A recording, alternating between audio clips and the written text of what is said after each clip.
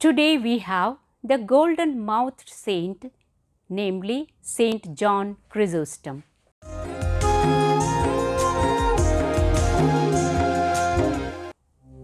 He was a son of Latin pagan father, a high-ranking military officer, and a Greek mother. He was born in Antioch.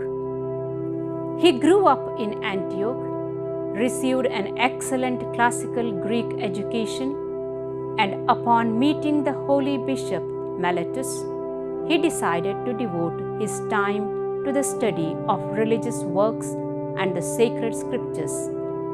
He received baptism after 3 years of study and set out for the desert to live the ascetic life of a hermit. He was ordained in 386 and served in the cathedral of Antioch for 12 years, winning widespread fame for his sublime preaching. In 398, he was forcefully appointed Patriarch of Constantinople and fast became very popular with his flock through his example of preaching. He immediately began to correct abuses and to initiate much needed ecclesiastical reforms. What he did was, he reduced radically the expenses of his episcopal household. He himself continued to live in the greatest simplicity. The ranks of the clergy were eliminated of unworthy elements. Monastic discipline was made tighter. He also had the courage in front of the imperial power, whose corruption and decadence he never evaded from criticizing in public. His extreme mortifications left him in fragile health and was troubled by stomach ailments. If his body was weak, his tongue was powerful. The content of his sermons, his exegesis of scripture, were never without a point. Sometimes the point stung the high and mighty. His zeal led him to decisive action. Bishops who bribed their way into office were eliminated. Many of the sermons called for concrete steps to share wealth with the poor. The rich did not appreciate hearing from John that private property existed because of Adam's fall from grace. Neither the married men liked to hear that they were bound to marital fidelity just as much as their wives were. When it came to justice and charity, John acknowledged no double standards.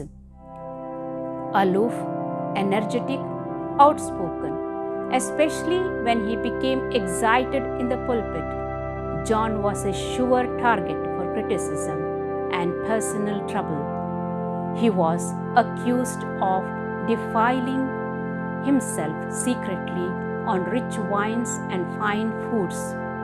His faithfulness as spiritual director to the rich widow Olympia provoked much gossip attempting to prove him a hypocrite where wealth and chastity were concerned. His actions taken against unworthy bishops in Asia Minor were viewed by other ecclesiastics as a greedy, uncanonical extension of his authority. Theophilus, Archbishop of Alexandria, and Empress Eudoxia were determined to discredit John.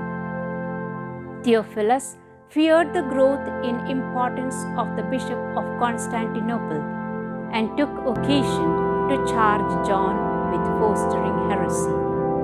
Theophilus and other angered bishops were supported by Eudoxia. The empress resented his sermons, contracting gospel values with the excesses of imperial court life. Whether intended or not, sermons mentioning the vivid Jezebel and immoral Herodias were associated with the empress, who finally did manage to have John exiled from Armenia to an isolated place along the Black Sea.